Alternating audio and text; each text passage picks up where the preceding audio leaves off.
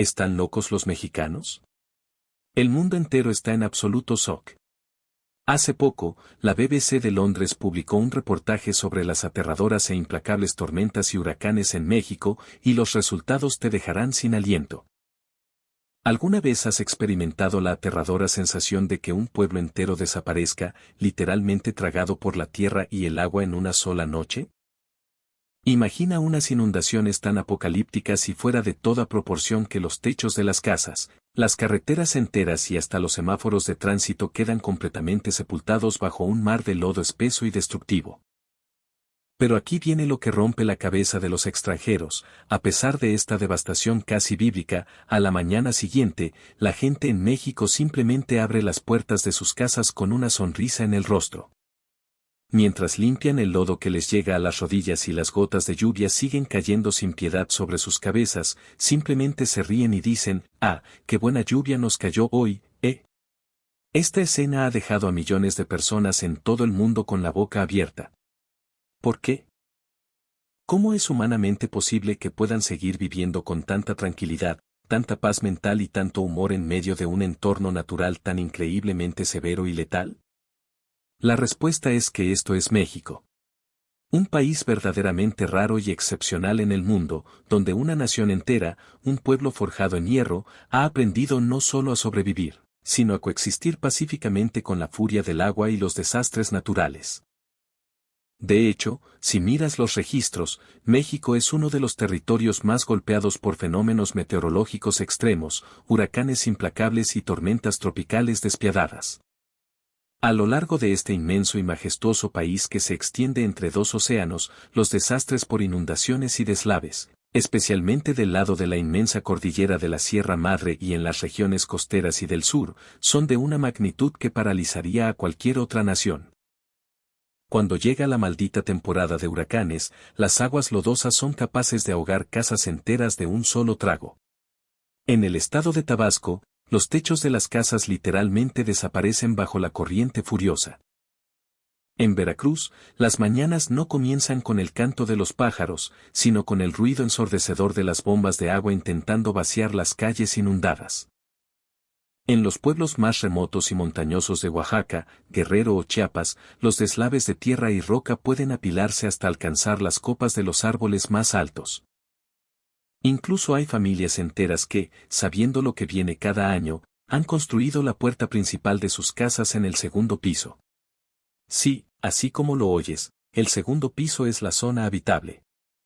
En muy pocos lugares de este planeta caen tormentas tan brutales y destructivas.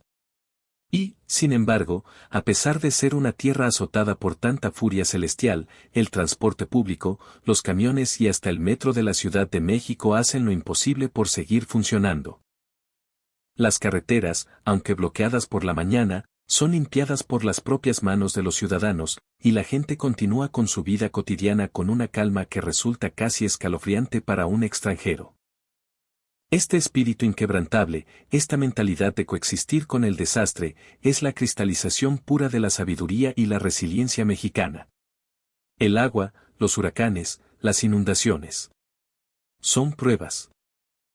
A veces, estas pruebas aplastan techos, destruyen puentes, cierran autopistas y detienen la vida por completo. Pero los mexicanos nunca, escúchalo bien, nunca han visto a la naturaleza como su enemiga mortal. En cambio, han pasado siglos, generaciones enteras, aprendiendo a convivir con ella. Modifican la arquitectura de sus casas, los vecinos se organizan en brigadas espontáneas para limpiar el lodo juntos, dividiéndose el trabajo más pesado sin que nadie se los pida, e incluso, sin pensarlo dos veces. Arriesgan sus propias vidas subiéndose a los techos con cuerdas para rescatar a la familia de al lado, o incluso a los perros y gatos callejeros. En cada uno de estos actos heroicos y cotidianos hay un profundo respeto por la naturaleza y la aceptación total de que deben vivir con ella.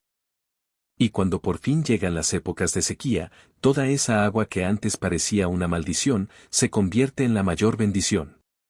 La lluvia brutal deja a las sierras repletas de fuentes de agua dulce que bajan a nutrir los campos. Es esa misma agua la que hace crecer los inmensos campos de maíz, la que nutre los agaves para destilar el mejor tequila y mezcal del mundo, la que hace que el café de altura florezca. En medio de esa humedad sofocante, nace el calor humano y la vida. Esta es la belleza oculta, el secreto mejor guardado de la temporada de lluvias en México. No huyen de la inundación, la sabiduría y la fortaleza para coexistir con ella es lo que ha forjado el mismísimo ADN de su cultura. En medio de la oscuridad, del lodo, de la confusión y del silencio absoluto de una tormenta, el calor de las personas brilla mucho más que cualquier relámpago. Esta es la historia épica que México teje constantemente sobre su vida con las aguas. La temporada de huracanes en México tiene un nivel de severidad que va mucho más allá de lo que tú o cualquier europeo podría siquiera imaginar. Para que te hagas una idea del infierno acuático, hablemos de cifras que dan miedo. En regiones montañosas como la Sierra Norte de Puebla o cerca del imponente Pico de Orizaba.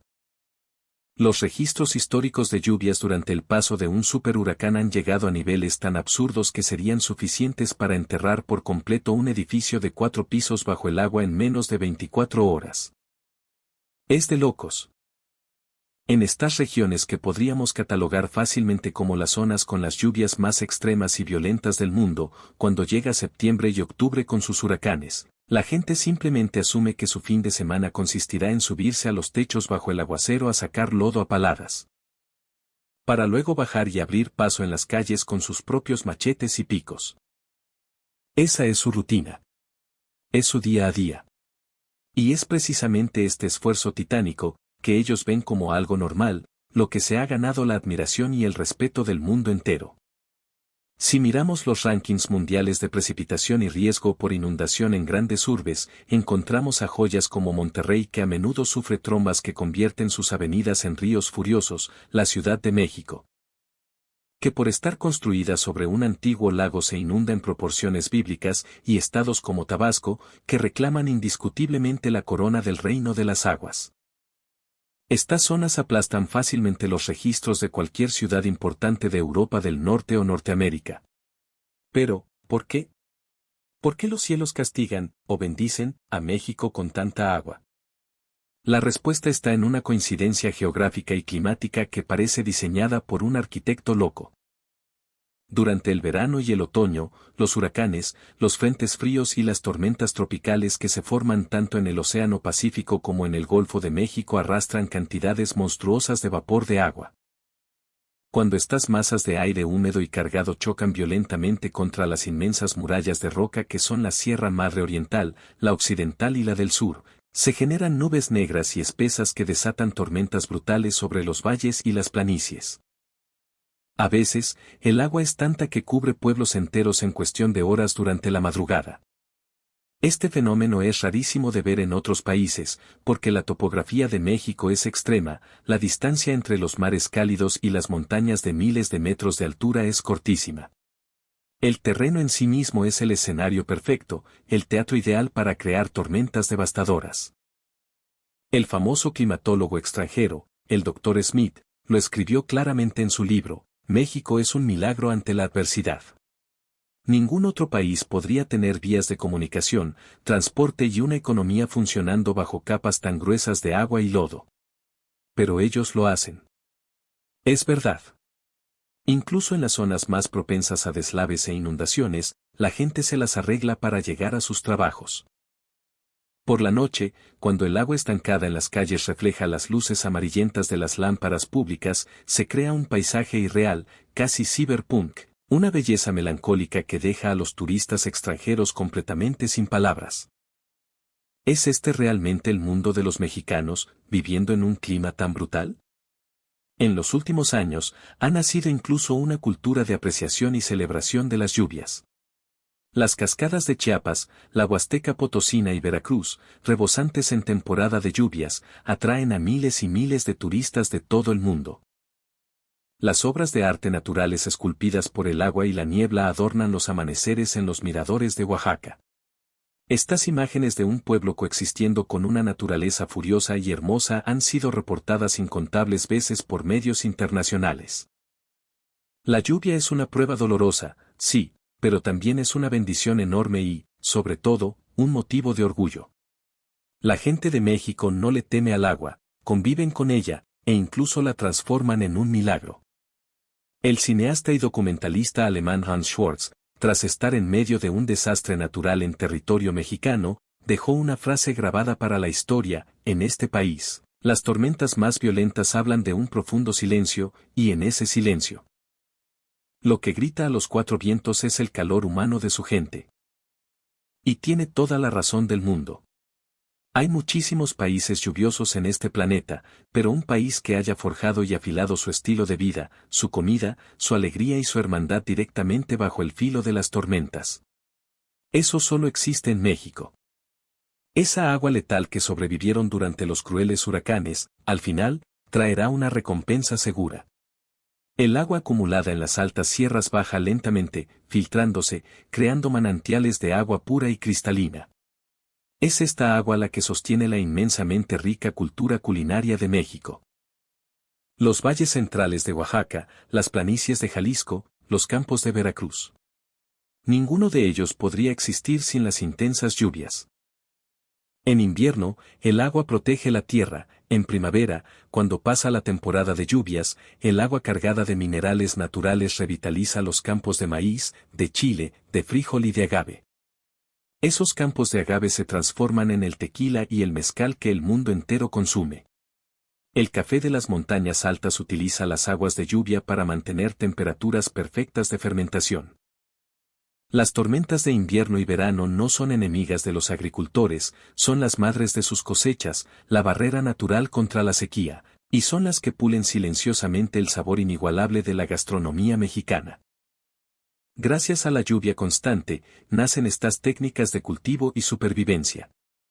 Y ojo, que la lluvia también trajo la sabiduría de la conservación. En los pueblos de la Sierra de Puebla y Oaxaca, todavía se utilizan técnicas ancestrales para guardar los alimentos. Ahuman las carnes, secan los chiles al sol antes de que llegue la humedad, crean quesos madurados y secan frutas para hacerlas cristalizadas. Estos alimentos no solo sobreviven a los climas húmedos, sino que intensifican su sabor, volviéndose verdaderos manjares que ahora son codiciados en los mejores restaurantes del mundo. Toda esta tradición de los chiles secos, los tasajos, las frutas en conserva, provienen de la necesidad absoluta de guardar comida durante las épocas donde la lluvia no te dejaba ni salir a cazar o cultivar. Pero todo esto, nada de esto, se puede hacer solo. Y aquí es donde entramos al corazón ardiente de México. A eso que llaman el tequio en las comunidades indígenas, o simplemente en los barrios populares la regla de oro: hoy por ti, mañana por mí. Este es un sistema de ayuda mutua, una red de seguridad invisible pero más fuerte que el acero. Si alguien, quien sea, está en problemas, los mexicanos naturalmente extenderán su mano, sin pedir absolutamente nada a cambio, con la única esperanza de que esa cadena de favores ayude al siguiente. Este espíritu de solidaridad inquebrantable es la raíz, la base, los cimientos de la cultura mexicana ante los desastres. Una inundación no aísla a los mexicanos, los une como si fueran una sola familia gigantesca.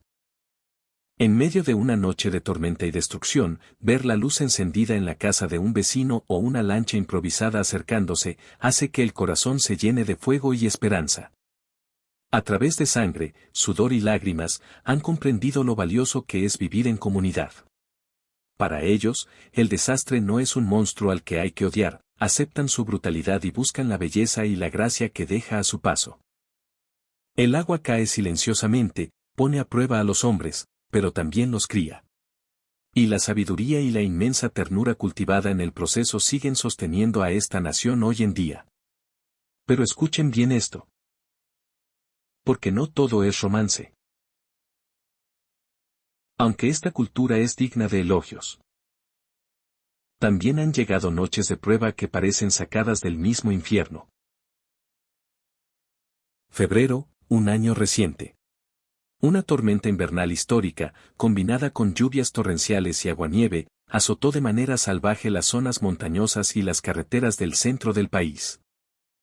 La infame autopista México-Puebla, una de las arterias más peligrosas e importantes de la nación, quedó completamente bloqueada por inmensos deslaves de lodo, rocas gigantescas y charcos profundos como lagos.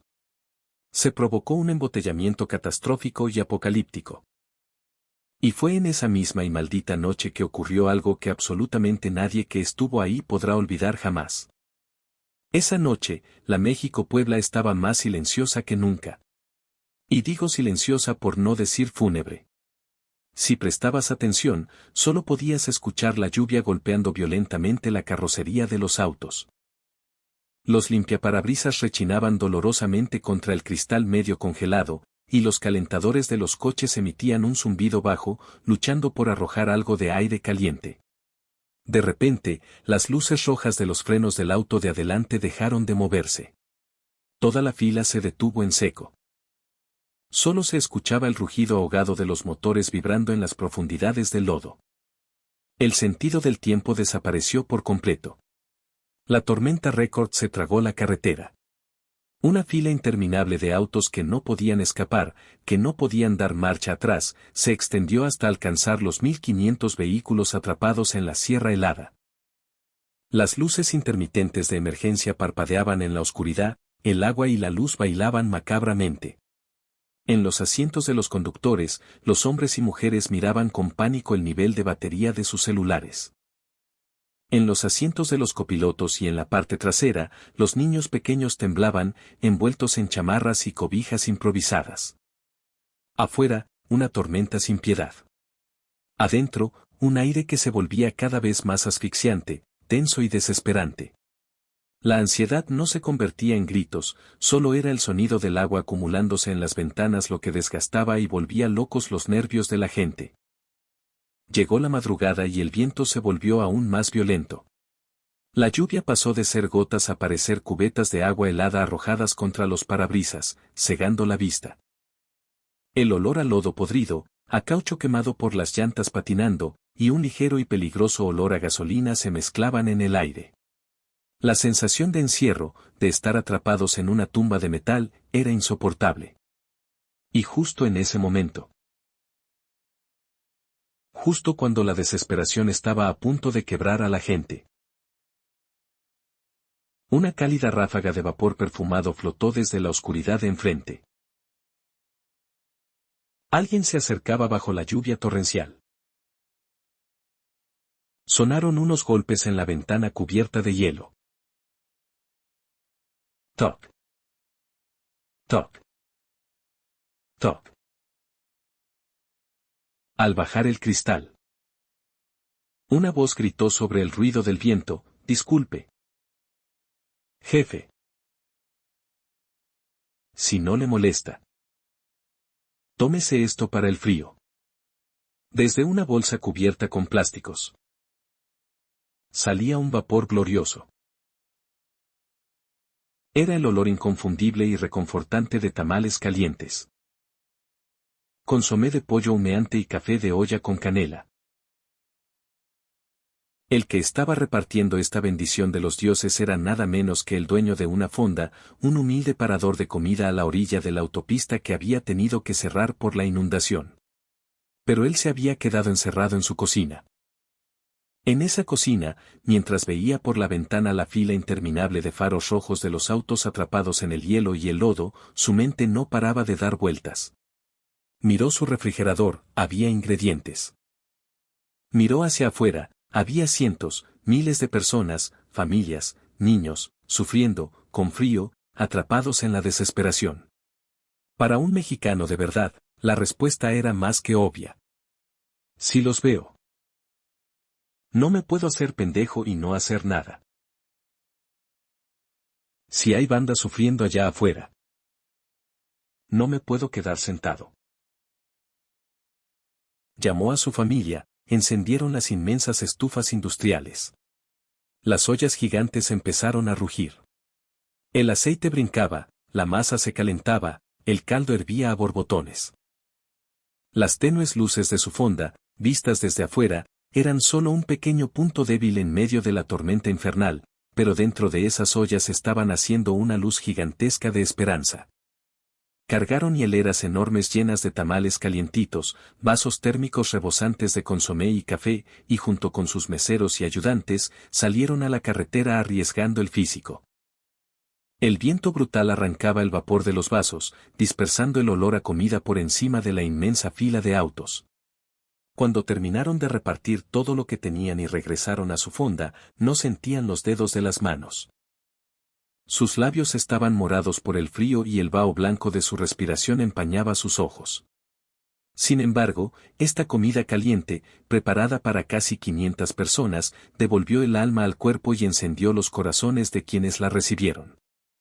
Y como si la bondad fuera un virus altamente contagioso, otro acto de calor humano estalló de la nada en otro punto del embotellamiento. En medio del mar de luces de emergencia, las puertas traseras de 2 enormes tráileres se abrieron de golpe. Eran camiones repartidores de una famosa marca de pan de dulce y botanas. Los choferes, unos 18 traileros que se habían comunicado por radio de Banda Civil, CB, tomaron una decisión. Rompieron los sellos de su propia carga. Empezaron a sacar cajas y cajas de pan dulce, donas, mantecadas y galletas, pasándolas de mano en mano a través de la tormenta. Oye, hermano. Pero esto es tu mercancía. Te la van a cobrar. Déjame pagarte. Gritaba un conductor de un auto familiar. Sacando billetes mojados. No. Jefe. Guarde su dinero. No pasa nada. Aquí no cobramos. Hoy por ti. Mañana por mí. Es de agrapa. Es momento de tirarnos paro entre todos. Respondía el trailero. Empapado hasta los huesos. A unos metros de ahí, un joven mecánico, delgado pero fibroso, con las manos llenas de grasa y lodo, se acercó a la ventana de otro tráiler, gritando bajo la lluvia, «Compa, tu tubo de escape se está tapando con el lodo. Si se entierra, los gases se te van a meter a la cabina y te vas a ahogar. Vente, vamos a escarbarle juntos». «Uf. Me salvaste la vida. Carnal. Mil gracias». El joven, sin playera para no empaparla más, escarbaba el lodo congelado con sus manos desnudas. Gente que no se conocía de nada, pasaba cobijas de su coche al coche de al lado donde veían que había bebés llorando. Otros rociaban líquido desempañante en los parabrisas de ancianos que no podían ver nada. Nadie preguntaba nombres, nadie pedía el número de teléfono, nadie esperaba salir en las noticias. Esta ayuda no iba dirigida a un individuo específico, era simplemente una avalancha silenciosa de empatía mexicana cubriendo todas y cada una de las necesidades que iban surgiendo en esa carretera de la muerte. En la parte trasera de la fonda, el dueño volvió a prender los quemadores. Se nos acaba el caldo. Échale más agua, pícale más verduras. Bájale a la sal para que caiga suave al estómago de los niños. En este pinche frío el paladar se duerme, échale más orégano y limón para que los reviva. Estas pequeñas y maestras decisiones en una humilde cocina se transformaron en un alivio monumental para miles de personas encerradas en sus vehículos. Y este círculo virtuoso de bondad estalló por todos lados. Tiendas de abarrotes que estaban cerca de la carretera sacaron cajas enteras de agua embotellada y las dejaron en la banqueta bajo la lluvia con un letrero de cartón mal escrito que decía, «Llévate si ocupas. Que Dios te acompañe». Ni una sola mirada buscaba recompensa. Solo se escuchaban palabras breves intercambiadas a través del vaho blanco del frío, «Están todos bien por allá, cúbranse bien, va para largo, ánimo, no se desesperen». Al caer la noche profunda, el viento amainó por un segundo. Seguía lloviendo, pero el sonido ya no era violento, se volvió suave, casi arrullador. Los niños en los coches, con las barriguitas llenas de tamal y pan dulce, por fin se quedaron dormidos. Los adultos en los asientos delanteros echaron la cabeza hacia atrás y cerraron los ojos, respirando profundamente. A lo lejos, se escuchó el ruido metálico de maquinaria pesada. Eran los tractores y retroexcavadoras que por fin habían llegado a abrir paso. En la orilla de la carretera, que antes era una pared de lodo impenetrable, apareció una delgada línea. Esa línea se hizo más grande hasta volverse un carril. La fila de 1500 autos, después de horas de agonía, comenzó a moverse lentamente, metro a metro. A la mañana siguiente, el lodo seguía ahí. La ayuda del gobierno y de los servicios de emergencia oficiales llegó tarde y mal, como siempre. Pero, curiosamente, los rostros de la gente reflejaban una paz que no tenían ayer. Algunos conductores doblaron con cuidado la bolsa de plástico grasienta donde venían los tamales y la guardaron en la guantera como un recuerdo sagrado. Otros usaron las cajas vacías del pan para recolectar la basura de sus coches. Las familias se despedían con la mano desde las ventanas hacia los autos vecinos que conocieron en la madrugada. No se sabían sus nombres, pero recordaban perfectamente el calor de sus manos al pasarse la comida y el olor del café caliente en medio del frío mortal. Esta anécdota brutal y hermosa no tardó en darle la vuelta al mundo. A través de señales satelitales, los videos grabados con celulares llegaron a noticieros de Estados Unidos y Europa, subtitulados con la frase, The Mexican Spirit of Mutual Support, el espíritu mexicano de ayuda mutua. Esto no es otra cosa que el pacto inquebrantable de solidaridad que los desastres han sembrado en el corazón de México a lo largo de los siglos. Los sociólogos con doctorados en Europa publicaron papers llamándolo capital social de auxilio mutuo en situaciones de estrés extremo.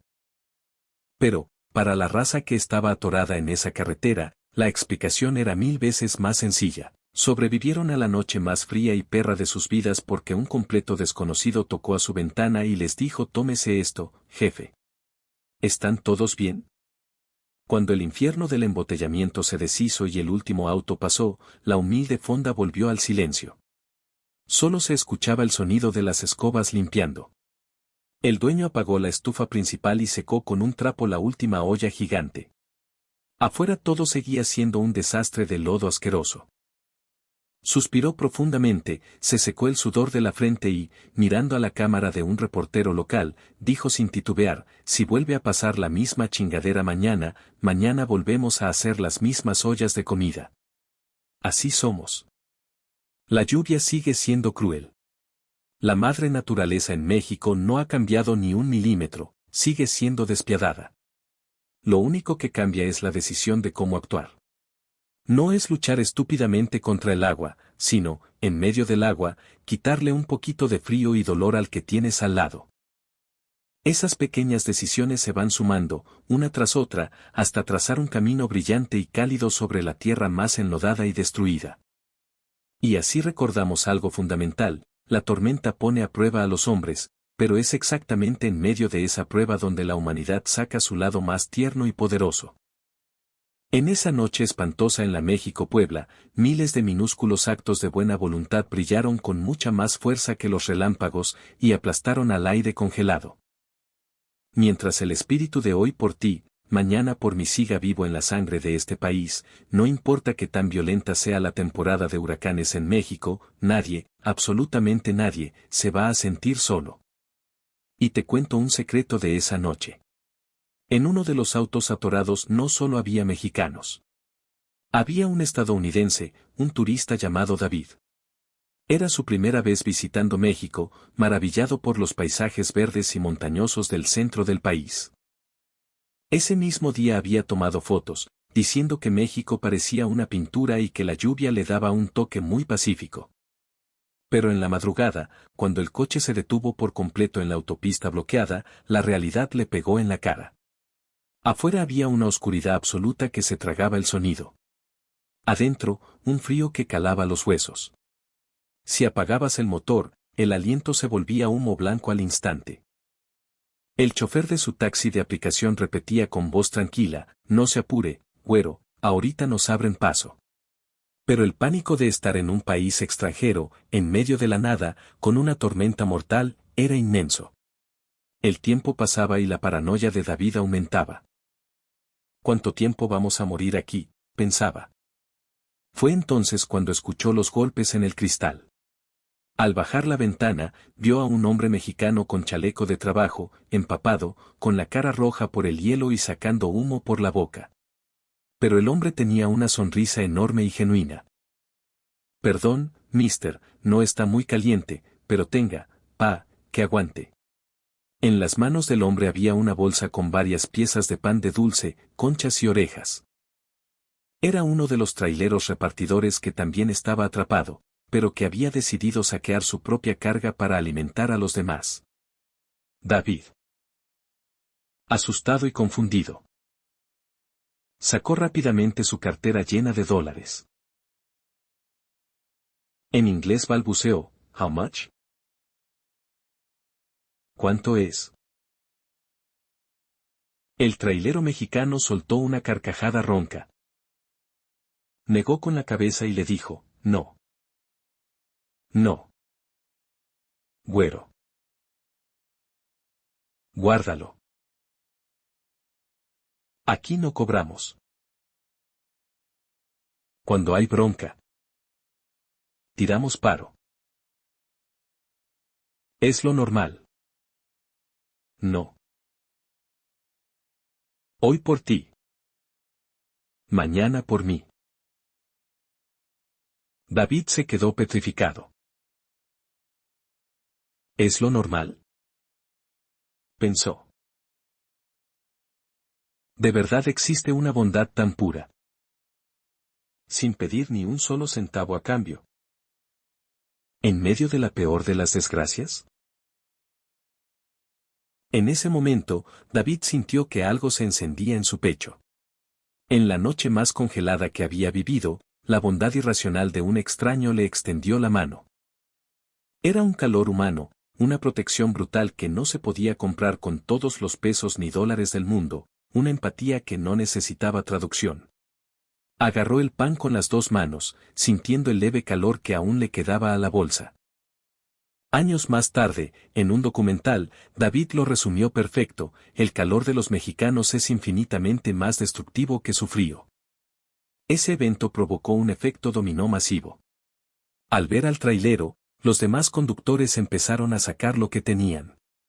Mantas, garrafones de agua, dulces, latas de atún. Las redes sociales en México reventaron: raza, están repartiendo pan y café en la autopista, apoyen a los de adelante. Todos empezaron a hacer lo que estaba en sus manos. Minúsculas semillas de bondad florecieron en plena zona de desastre. Y cuando el amanecer asomó por el horizonte, una ligera luz dorada iluminó la tierra arrasada y el mar de lodo. David, mirando por la ventana sucia del taxi, le dijo a un periodista tiempo después: en este país, ayudarse mutuamente no es un deber cívico, es un acto reflejo, natural. Se ha convertido en su verdadera cultura. Su testimonio se viralizó. Explotó en la BBC, en CNN y en los foros más grandes de Internet de Estados Unidos. El título del video fue: El milagro de la solidaridad en México. La caja de comentarios se inundó de millones de personas aplaudiendo. Ese hombre no le dio pan, le entregó esperanza en una bolsa de plástico, escribió un usuario desde Europa. Otro analista escribió: la gente en los países azotados por desastres naturales no vive para declararle la guerra y vencer a las inundaciones, viven para abrazarse y darse calor mientras pasa la tormenta. A su regreso, David concluyó: lo que aprendí en México es que el amor al prójimo no necesita manuales de instrucciones ni justificaciones legales. Aunque no hables español, el alma se conecta. Esa madrugada fue la prueba definitiva. Las tormentas en México no traen solamente desgracia, traen la luz del ser humano, grabada a fuego en el corazón de su gente. Y esa luz brilla de forma cegadora precisamente cuando el cielo está más oscuro. La escena mágica de compartir el pan o el café bajo un huracán no es un accidente de Hollywood. Detrás de todo esto hay un estilo de vida que los mexicanos llevan practicando desde los tiempos de los aztecas y mayas. Históricamente, las personas que habitan zonas de desastre han tenido que recargarse literalmente unos en otros para sobrevivir. limpiar el lodo de las calles, preparar la siembra, organizar las fiestas patronales del pueblo y reconstruir las casas después del sismo o del huracán. Ninguna de estas titánicas tareas puede hacerla una sola persona. Por esa razón, la gente asume como una ley física que necesitan depender del vecino. Y viven bajo esa inmensa red de confianza. El tequio, la faena, el hoy por ti, mañana por mí, son las frases que definen este mecanismo de supervivencia. Originalmente, era la costumbre indígena de juntar a todo el rancho para construir la casa del recién casado o levantar la iglesia. Nadie cobra un peso, porque saben perfectamente que cuando su propio techo se caiga, todo el maldito pueblo vendrá a levantarlo gratis. Esto mantiene a las comunidades blindadas y unidas. Hoy por ti, mañana por mí no es solo un montón de albañiles o vecinos trabajando juntos, es la mayor estrategia de supervivencia humana y el contrato de lealtad más sagrado que existe en el país. Durante los meses donde las lluvias no dan tregua, se organizan para desasolvar drenajes, impermeabilizar techos, barrer las calles y darle prioridad a sacar el agua de las casas de los abuelitos del barrio. La acumulación de todas estas acciones a lo largo de décadas se convierte en el famoso tirar paro cuando hay bronca, es lo normal. Y ojo. No es una ideología de un libro de texto aburrido, es una cuestión de educación callejera, de modales básicos cultivados desde la cuna. Es verdad que en las grandes ciudades modernas, como la CDMX, cada vez hay más vecinos que ni se saludan. Pero cuidado. En el segundo en que suena la alerta sísmica, o el cielo se cae a pedazos y el agua inunda la cuadra, el espíritu de ayuda resucita como un monstruo dormido. Los oficinistas de traje se arremangan la camisa para levantar escombros, las vecinas sacan ollas de arroz, y cuando se va la luz, toda la calle se junta para cuidar a los niños de los demás.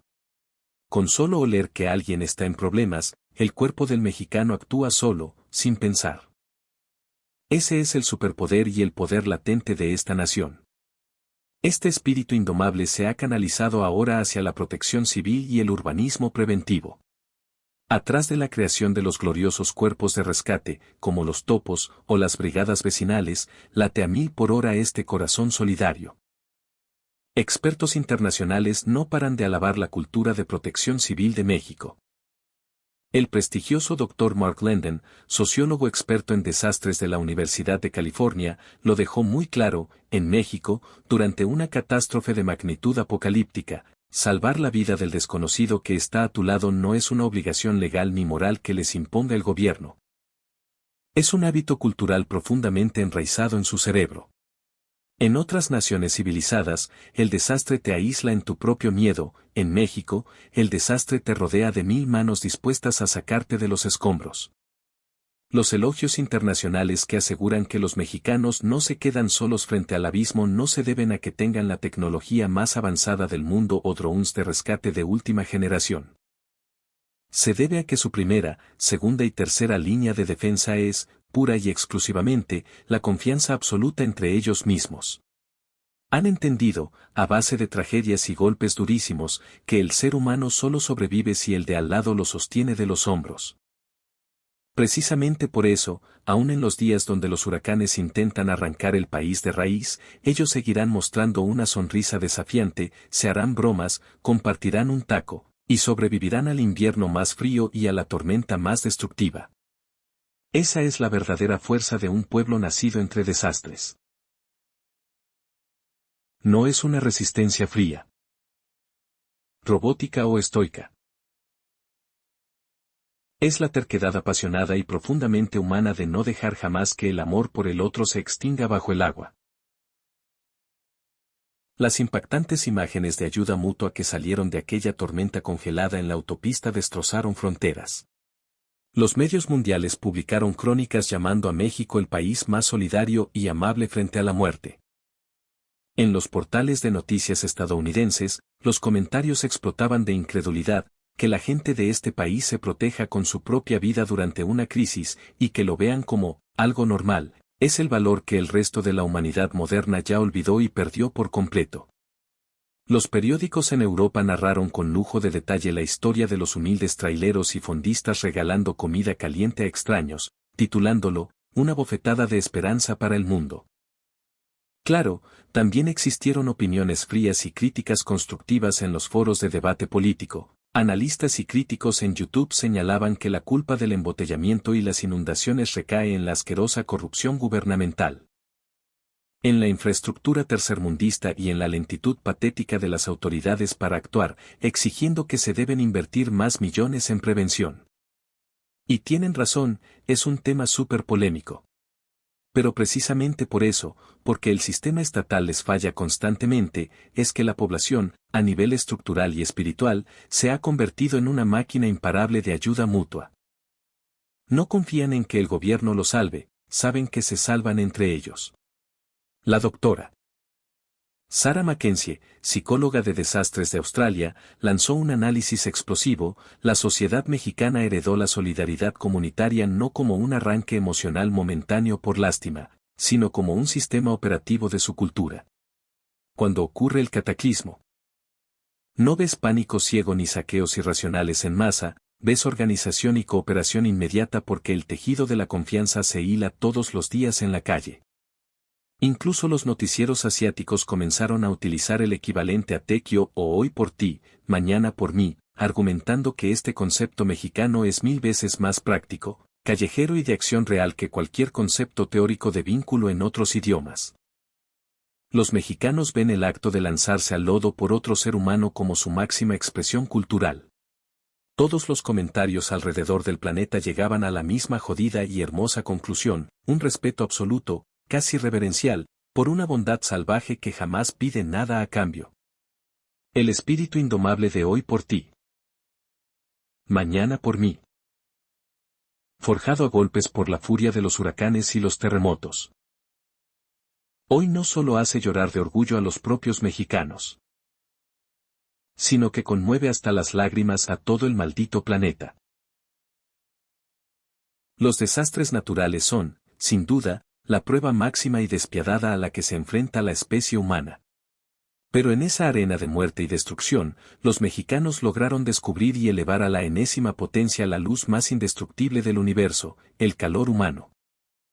Entre la furia ensordecedora de la lluvia, no solo hay una crueldad extrema de la madre naturaleza, sino que viaja encapsulado el corazón valiente y el alma guerrera de millones de personas dispuestas a dar la vida por el que tienen al lado.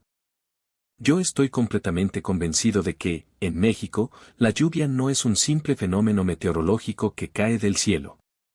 Es la fuerza viva, poderosa y mística que conecta a las personas.